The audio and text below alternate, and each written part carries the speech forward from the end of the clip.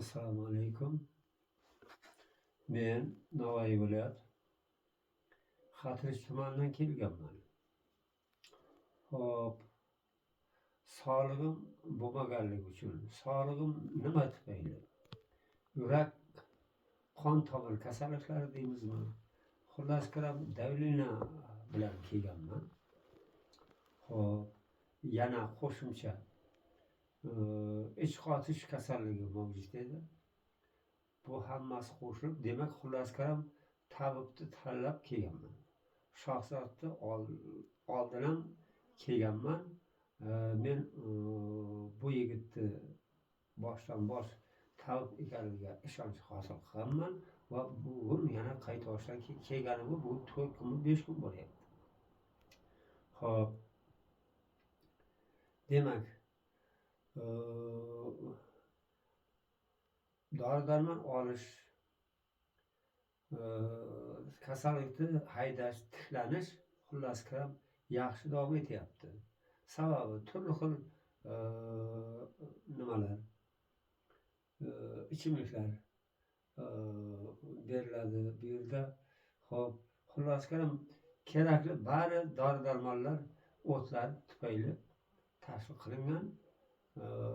Buyog'i yaxshi. Demak, davlinam kelgan kuni 30 ga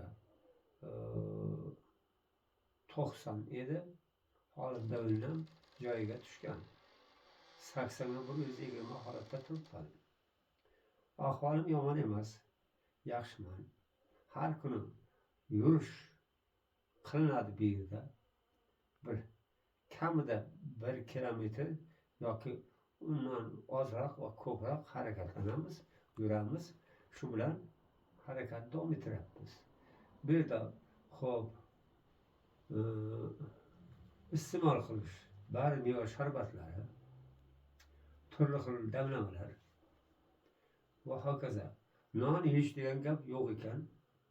Haqiqatan non bilmadim. Tavaflar uchun taqiqlanmagan. Xullas kalom non yemaymiz. Mana kelganimga 5 kun bo'lyapti. Sog'lig'im yaxshi. O'zimni yaxshi his qilyapman. Xullas kalom bu yerga kelishga sabab men juda og'ir holatda edim. Faraz qilaylik, men Toshkentda davolanganman. Namanganga borib sanatoriyaga boraman deb turib, u yerda xullas kalom qon tomirlaridan, ichak qon tomirlaridan qon ketgandan keyin yotganman. Bir 3 kunmi 4 kun o'yagidek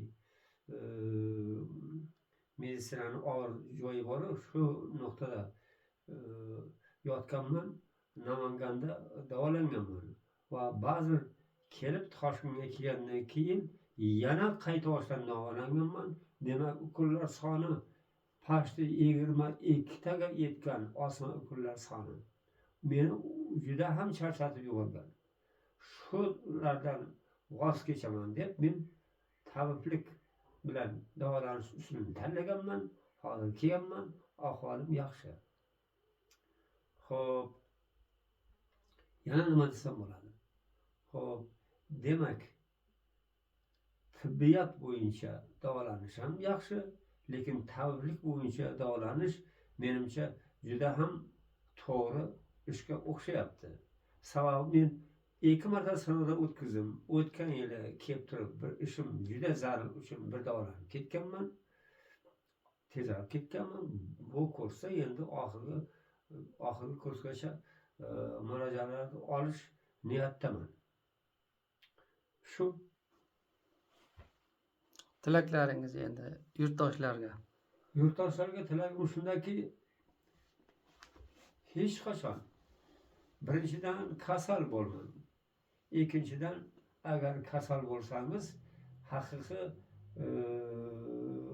nima deydi? Tibbiyotning turli xil usullari ko'p. Turli xil usullardan biri mana bu tabiblarni tanlash ekan. Shu tanlab davolanish menimcha inson uchun eng to'g'ri yo'lga o'xshayapti. Men yol tanlashda, davolanishda yol tanlashda adashmadim degan fikrdaman.